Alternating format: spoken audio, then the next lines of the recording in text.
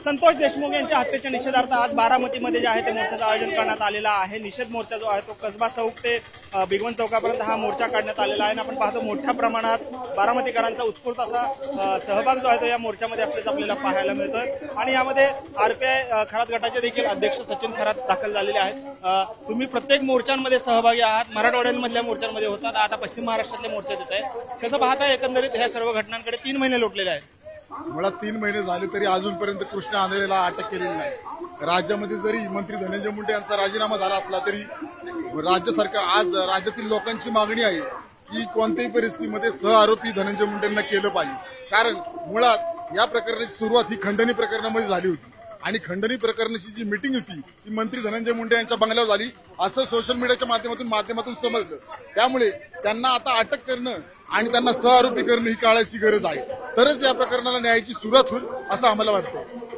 खरं तर आपण पाहतो की ज्या क्रूर पद्धतीने हत्या केली गेलेली आहे संतोष देशमुखची, त्याचे फोटोग्राफ्स समोर आलेले आहेत।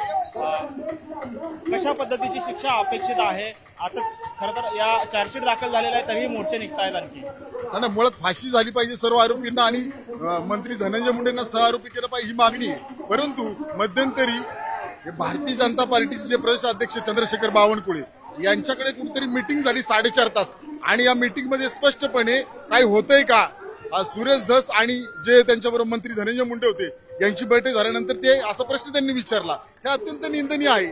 आणि चंद्रशेखर बावनकुळे संतोष देशमुख तर बूथ कमिटीचे अध्यक्ष होते भाजपचे, तर त्यांना अजूनपर्यंत का नाही भेटायला गेले? चंद्रशेखर बावनकुळेचा राजीनामा झाला पाहिजे ही आमची पहिली मागणी आहे। आणि हे जे असं करणं, सेटलमेंटची जी मीटिंग करणं हे अत्यंत निंदनीय आहे।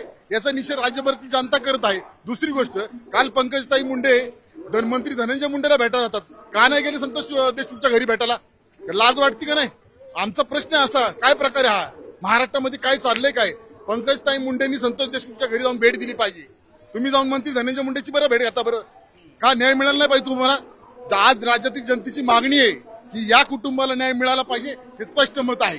पंकजा मुंडेंनी एक मुलाखत दिलेली आहे आणि त्यामध्ये त्यांचं असं म्हणणं आहे की मी सर्व समाजाचं नेतृत्व करण्यासाठी प्रयत्न करते, पण मग आपण जसं म्हणताय की ते भेटले नाहीत अद्याप, काय वाटतं एकंदरीत? नाही, मुळात हे बोलणं चुकीचं आहे। मुळात मागणी अशी आहे की पूर्णपणे फाशी शिक्षा झाली पाहिजे, कुटुंबाला न्याय मिळाला पाहिजे आणि न्याय मिळाला नसेल तर अजून राज्यभर मोर्चे निघणारच आहेत, हे आमचं पहिलं मागणं आहे।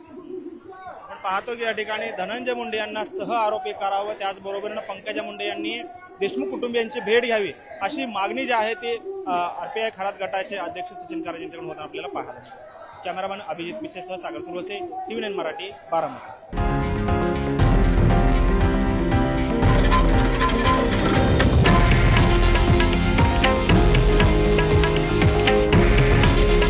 हे आहे देशातील नंबर 1 न्यूज नेटवर्क आणि आपण पाहत आहात TV9 मराठी।